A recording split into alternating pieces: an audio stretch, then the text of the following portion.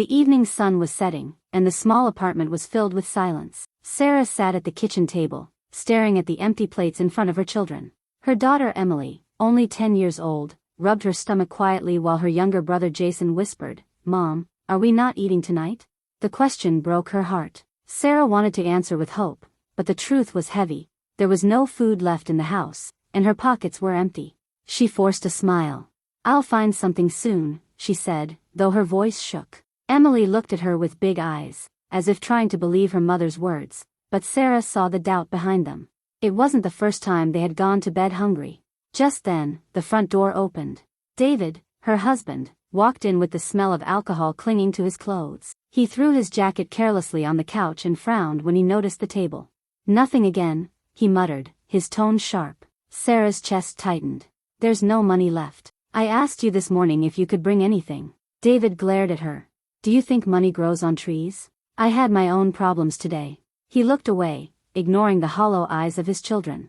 Jason tried to speak, but David's angry glance silenced him. Sarah's hands trembled under the table. She wanted to scream, to remind David that he had spent what little they had on his drinking, but she swallowed her words. Fighting him now would only make things worse. The children didn't need more shouting. They needed food, comfort, something stable.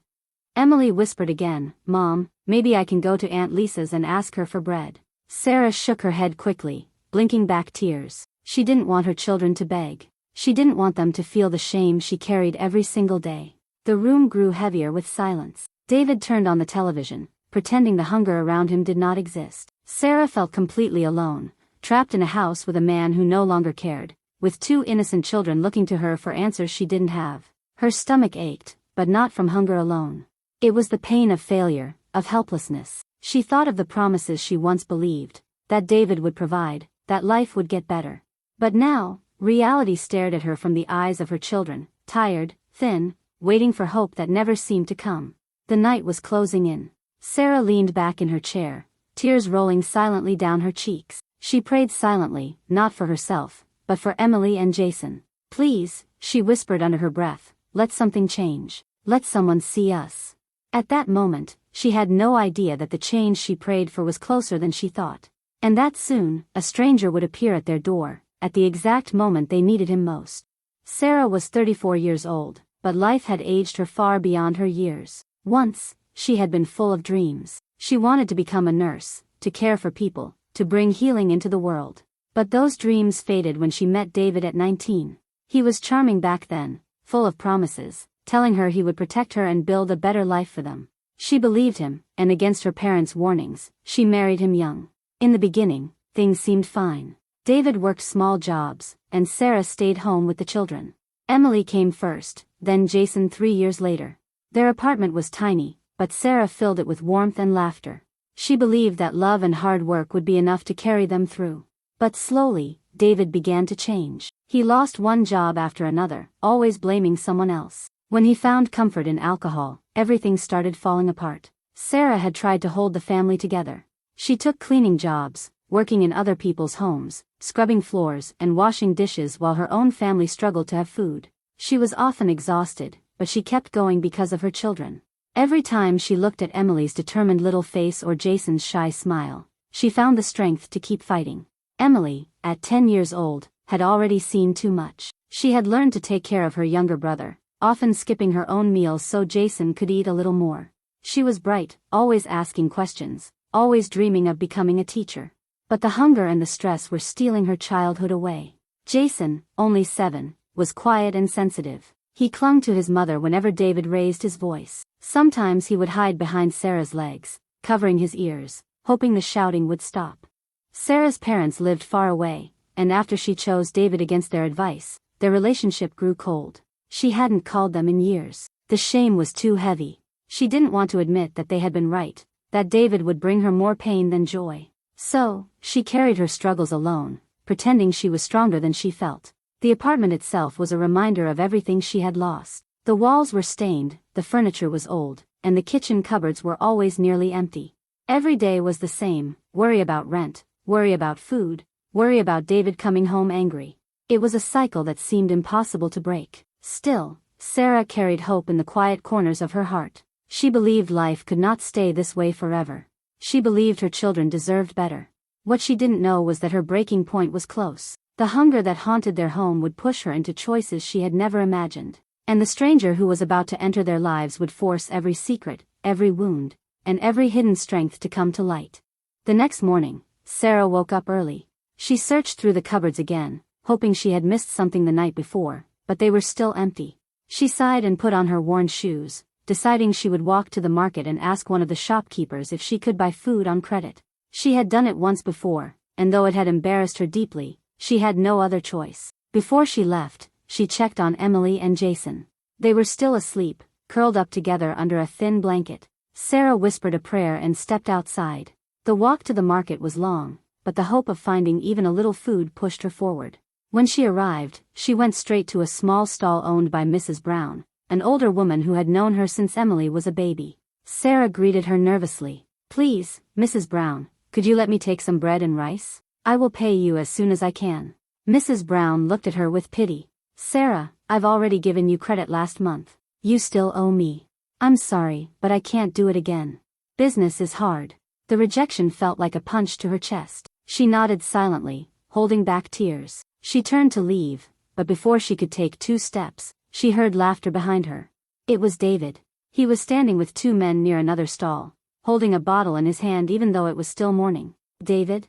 Sarah whispered, shocked. He was supposed to be looking for work, yet here he was, drinking and spending money. Money that could have bought food for their children. She walked up to him, her voice trembling with anger. "You had money, and you spent it on this?" David frowned, his face already red from the alcohol. "Don't start with me here," he snapped. "Emily and Jason are hungry," Sarah said louder now, her hands shaking. "Do you even care? They went to bed last night with nothing, and this is what you do?" People in the market began to turn their heads. David grabbed her arm tightly, pulling her close. "Keep your voice down," he hissed. But Sarah, pushed past her breaking point, pulled away. "No, I won't keep quiet. You've lied to us, David. You told me you were out looking for work, but you were wasting money while your children starved." David's eyes narrowed. And then, in front of everyone, he slapped her across the face. The sound echoed in the market, and a hush fell over the crowd. Sarah staggered back, her cheek burning, her heart shattered. For a moment, everything froze. Then she looked around and saw the pity in people's eyes. That was the moment she realized the truth. David was never going to change. If she stayed silent, her children would continue to suffer. Something inside her shifted. The shame she once carried turned into a new kind of fire. She would no longer hide the truth. She had to act, for Emily and Jason, even if it meant standing alone. When Sarah returned home from the market that day, her cheek still sore from David's slap, she found Emily and Jason waiting at the door. They rushed to her, eyes wide, noticing the redness on her face. Emily asked softly, "Mom, did Daddy hurt you?" Sarah wanted to lie, to protect them, but she couldn't bring herself to say the words. She only hugged them close and whispered, "Everything will be okay." But deep inside, she wasn't sure if it would. Later that night, David stumbled into the apartment, smelling even more of alcohol. He dropped a small bag of bread on the table. "Here. You wanted food, didn't you?" His tone was mocking, as if he had done something noble. Sarah stared at the bag, knowing it wasn't enough to last even 2 days. "Where's the rest of the money?" she asked quietly. David's eyes darkened. "Don't start again. I already said I don't have any more." "But you did. You had money this morning. You chose to spend it on yourself." Her voice was shaking, but she refused to back down this time. David's temper rose quickly. He slammed his hand on the table, making Jason flinch and hide behind Emily. "Don't talk to me like that in my house. I'm the man here." Sarah's chest tightened. She felt like she was walking on broken glass. Every word, every movement risked another explosion. But she couldn't stop thinking about how her children were watching, how they were learning from this. Over the next few days, things grew worse. David stopped coming home at night. When he did, he carried the smell of perfume that wasn't Sarah's. The truth she had ignored for years became harder to deny. He wasn't just wasting money on alcohol, he was with someone else. The betrayal cut deep. Sarah had given up her family, her dreams, and her dignity for him, only to be left with nothing. One evening, she gathered the courage to ask him, "David, are you seeing another woman?" He laughed, cruel and careless. "And if I am? At least she doesn't nag me like you do." The words stabbed her like knives. Emily overheard them and began to cry, covering her ears. Sarah rushed to comfort her, but the damage was done. The children now saw their father for what he truly was. The apartment became a battlefield of silence. Sarah stopped asking for help, stopped expecting him to change. But the weight of feeding her children, paying rent, and surviving was too much for one person. The neighbors noticed her struggle, some offering quiet sympathy, but gossip spread too. She felt exposed, judged, and completely alone. Every night, when the children finally fell asleep, Sarah sat by the window, staring into the darkness. Her heart was breaking, but something stronger was also rising inside her. For the first time, she began to imagine a life without David, a life where her children wouldn't live in fear and hunger. But breaking free would not be easy. David's grip was cruel, and she knew he wouldn't let go without a fight. It was late in the evening when Sarah's world finally broke apart. She was sitting at the table, trying to stretch the little food they had left into a meal. Emily and Jason sat quietly, waiting, their faces thin with hunger. The door swung open, and David stumbled inside with a woman by his side. She laughed loudly, not caring that Sarah and the children were there. Sarah froze. Her hands tightened around the spoon she was holding. "David," she said in a low voice, "what is this?" He smirked, his arm around the woman. "This is Angela. She's with me now." The children gasped. Emily's eyes filled with tears. Jason hid his face in his sister's shirt. Sarah felt the ground fall away beneath her feet. "In front of your children," she whispered. David shrugged. "They'll get used to it. At least Angela knows how to appreciate me." The woman gave a cruel smile, looking Sarah up and down. "You should thank me. He doesn't need a weak woman who can't even feed her family." Sarah's heart burned. For years, she had swallowed her pain, but hearing those words in front of her children lit a fire inside her. She stood up slowly. "Get out," she said firmly. David laughed. "This is my house. You don't tell me what to do. For years I've begged you to be a father, to be a husband, and you gave us nothing but pain," Sarah said, her voice growing louder. "You let our children starve while you drank and betrayed us. But this, bringing her here, this is the last time you humiliate me."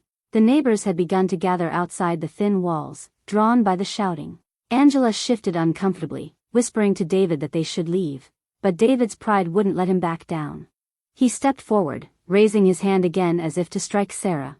But this time, Sarah didn't flinch. She looked him straight in the eyes, her voice steady. "Go ahead. Hit me again. But I swear to you, this time I won't stay silent. I will tell everyone. I will make sure the whole world knows who you really are." Her words cut through the air like thunder. The children clung to her, trembling, but for the first time, they saw their mother standing tall. David's hand dropped slowly. His face twisted in anger, but there was something else in his eyes now, fear. He knew she meant it.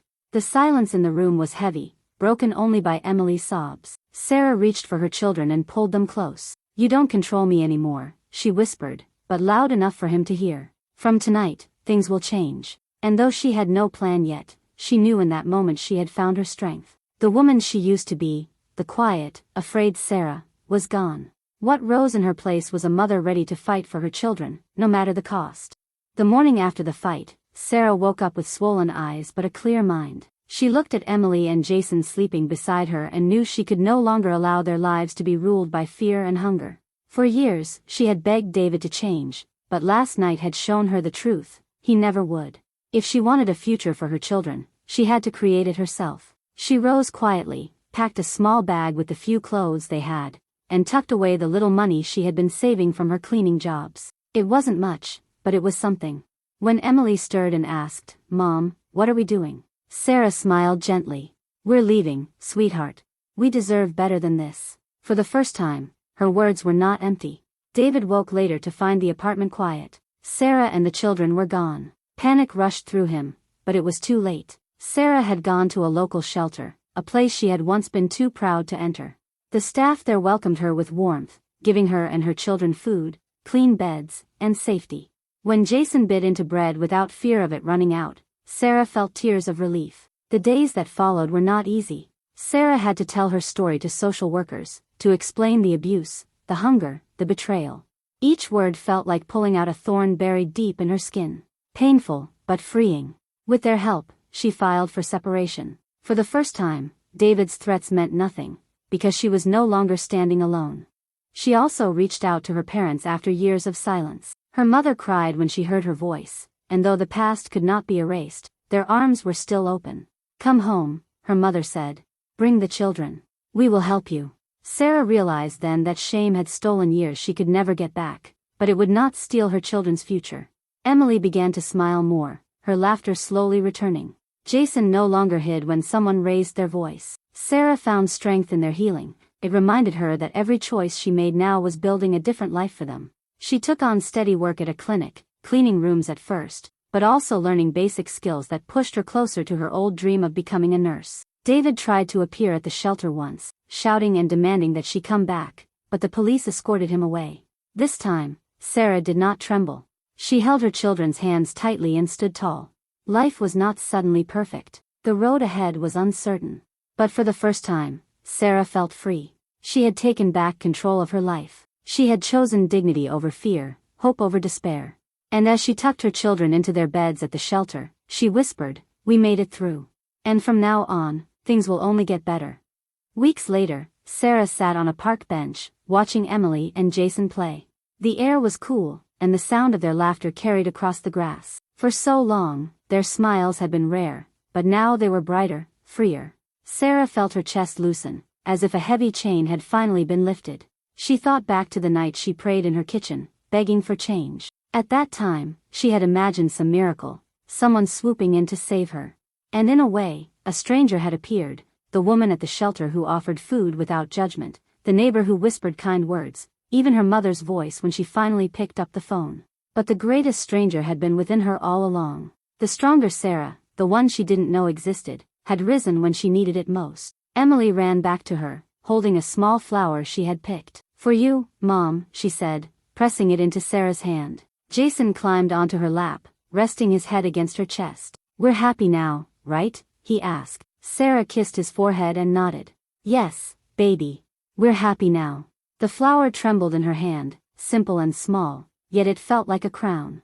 It was proof that despite the pain, despite the betrayal and hunger, they had survived. They were moving forward. Sarah knew the road ahead would not be easy. There would be bills to pay, jobs to juggle, and nights when fear tried to return. But she also knew something else. She would never again be the woman who stayed silent. She had found her voice.